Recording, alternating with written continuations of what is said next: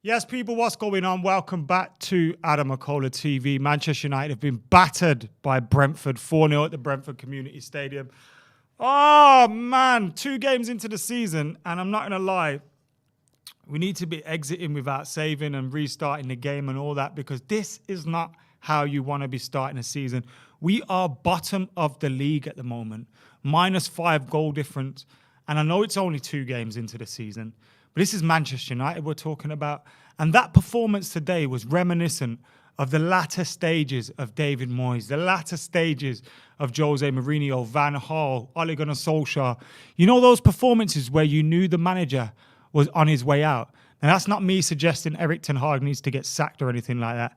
In fact, I think Erik Ten Hag needs the complete opposite. He needs the backing of the fans, the support of the fans, most importantly, the backing of the board and the support of the board, particularly in this transfer window. When you look around that pitch today, look, I know Brentford are a very good team with a great coach, but it's Brentford. They're a mid-table side, do you know what I mean? And Manchester United today got absolutely slapped up by them. And this is what happens when you come up against well-drilled teams with good coaches, with players that are working hard, fighting for the cause, fighting to get points against Manchester United. If you're not ready, if you're not up for the battle, if you're not applying yourself tactically, you've had it.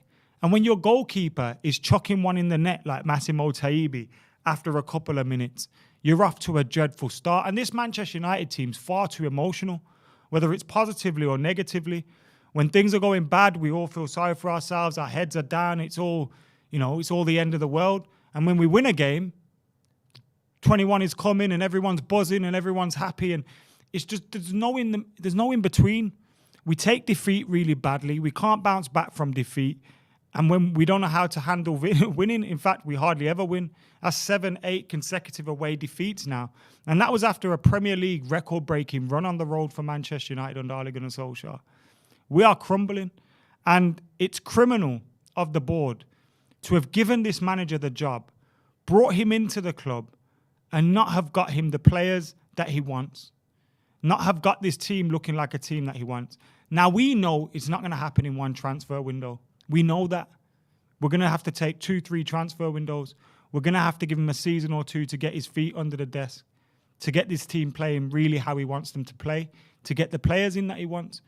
But to do what we've done and give him the support that we've given him, or the lack of, a free signing in Christian Eriksen, Tyrell Malacia, a young fullback from Feyenoord for £12-15 million, and Lisandro Martinez. Those are the only players we've signed.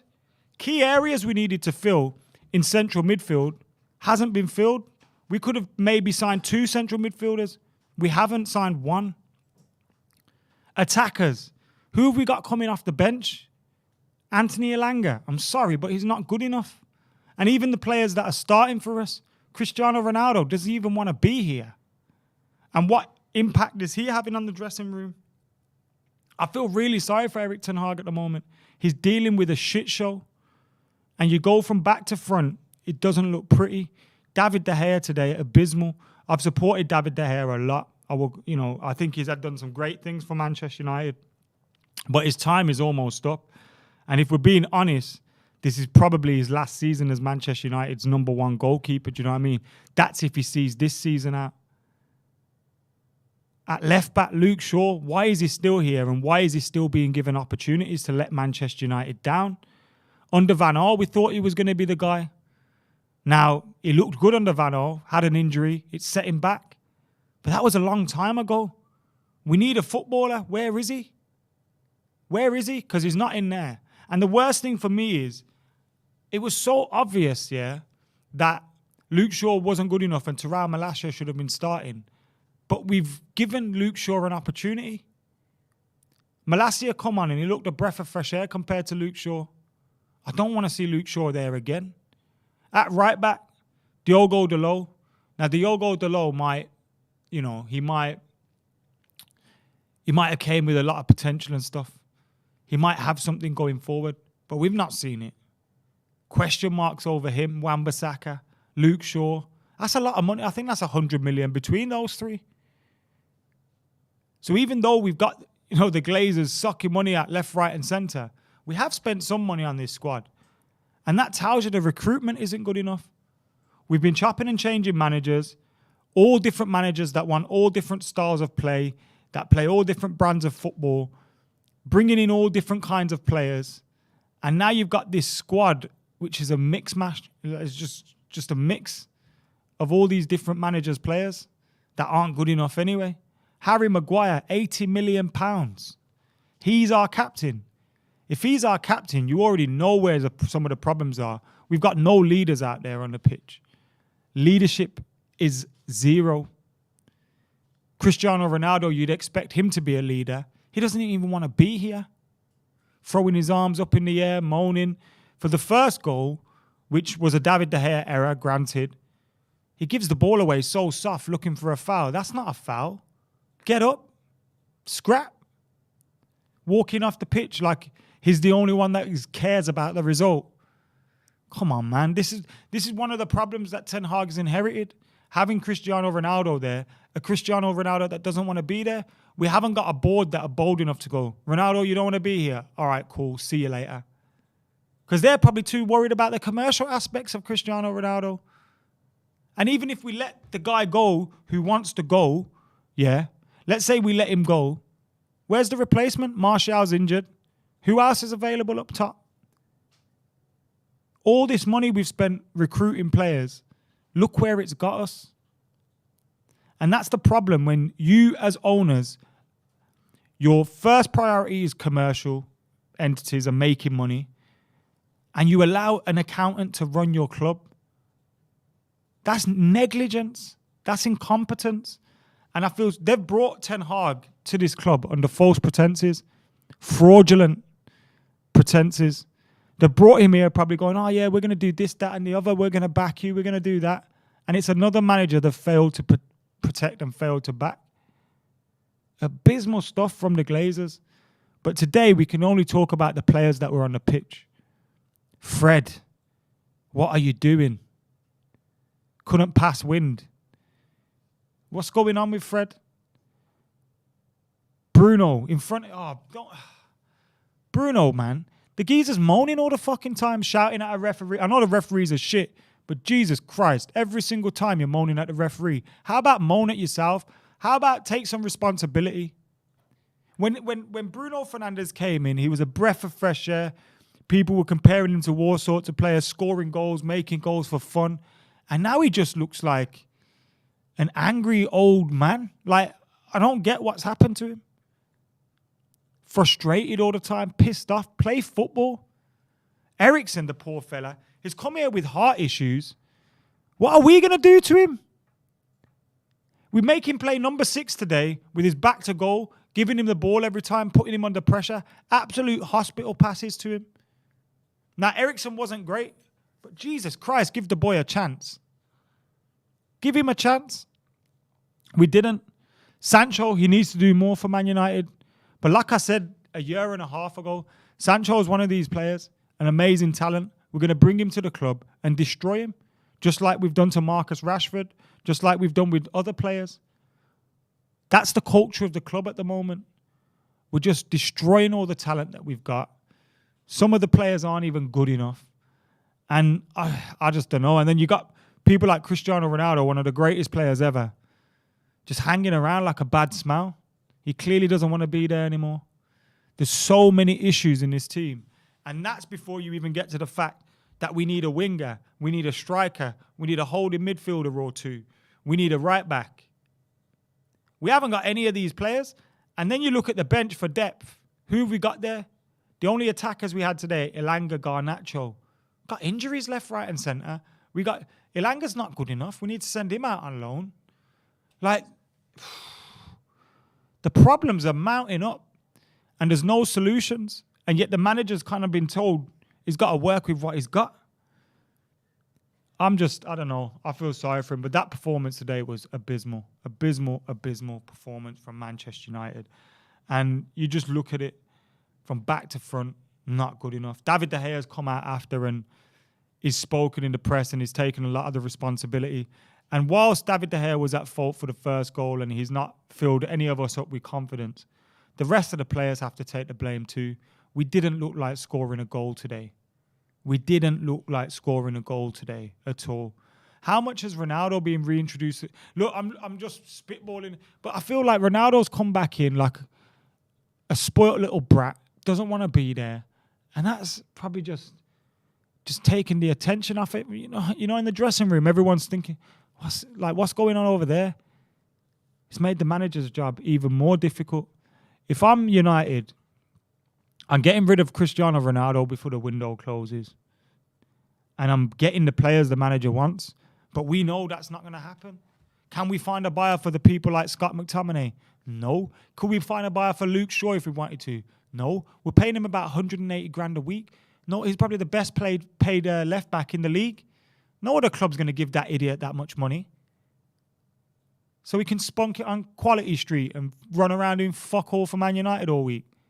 Like, I don't know what's happened to Manchester United, man. But these Glazers are one of the things that are the biggest problems at the club. For 17 years now of negligence, 17 years of incompetence. For the first, from 2005 to 2013, they were protected by Fergie's genius. And now they're here. They haven't got a fucking clue. They're giving the reins to an accountant.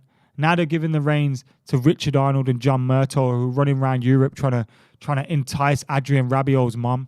Like, what the fuck is going on? Footballers should be knocking down our doors to play for Manchester United. Yeah, we've got to run around for players that aren't wanted by Juve, aren't wanted by PSG anymore. Just look where we are. We are firmly in the mud. We have to stop going for these players who we think are superstars and start buying some young players that just want to play for Man United. In fact, just start playing the youngsters now. And I don't mean play them with Ronaldo and that. I mean just play them. Play the players that want to be here. Play Ten Hag's players. Play the youngsters. And all these other clowns. Just get rid of them. And I know that's difficult to do. And I know we might take some pastings for the rest of the season. But we have to take that pain. We have to back the manager. Take the short-term pain for the long-term success. Because hopefully that will come. But we're not gonna do it by repeating the same mistakes, the same cycle of failure, the same up and down. It's just shocking. United are shocking. Lewis says Edu is the difference between United. I don't want to compare United situations to Arsenal. It's a little bit different, to be totally honest with you. You know what's mad as well, yeah? We're complaining about Rabiot. Rabiot walks into this team with his hands tied behind his back. It's a joke. Shows you how bad we actually are. But yeah, man. Thank you, everyone, for joining us, by the way. We got over 1,500 people tuned in at the moment. Make sure you're hitting that like button. Get your comments in. 2 games already. We've lost 2. 6 goals conceded. 1 scored, which was an own goal. Jesus Christ. So bad for Man United. And it's just the start of the season. Like, how bad could you get it? How bad could you...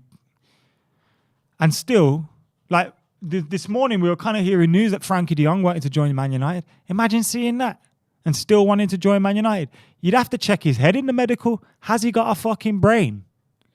Because if he wants to join Manchester United, I'm pretty sure he hasn't. Poor Ten Hag. But that's one of the things I would say to Man United fans. Get behind this manager. Because I finally feel like we've got the right one. But if we fuck this up, well, the Glazers are going to fuck everything up. They've fucked everything up this far. Would they sell? That's what I want to know. I just don't know. Look how many people came forward for Chelsea, though. That makes me think there'd be more people coming forward for Man United because of who we are.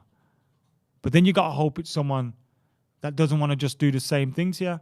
You want to hope it's not a bunch of sports washers, which is probably going to be the case given it's a multi-billion-pound deal. Like, oh my God. If only we could just run ourselves. I mean, we make enough fucking money to not need these Glazers or some sugar daddy or something. Hold tight, everyone. That's going to be protesting against the owners yet again as well.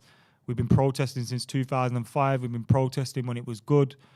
We need to continue to protest against these Glazers. I think the Super League and what the 1958 are doing is kind of building up some momentum for Manchester United fans. So, yep, continue that. But the manager needs backing, man. The manager needs backing. And these players that are continuously letting us down every single week, you know what I mean? Look who our captain is, man. He ain't a Man United captain. He don't inspire anyone. You look at him and you just think, oh my God, I'm just bored looking at you. So I can't imagine how people feel being led by you. He is not a leader. Imagine being in the trenches looking to your left and you got Harry Maguire there. Jesus Christ. Anyway, let us know your thoughts in the comments below, man. Make sure you're keeping it locked.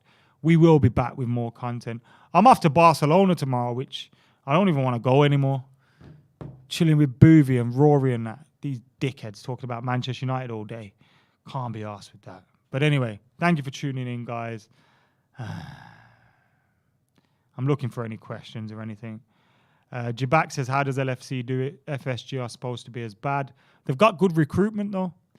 Mo Salah wasn't wanted by Jurgen Klopp, but they went, Jurgen Klopp, here's a player for you that fits your profile. I think Jurgen Klopp wanted Goetze or someone like that. And he went, nah. You want Mo Salah. He fits your profile. Mo Salah works for them. You need to have good recruitment. Manchester United don't have that at all.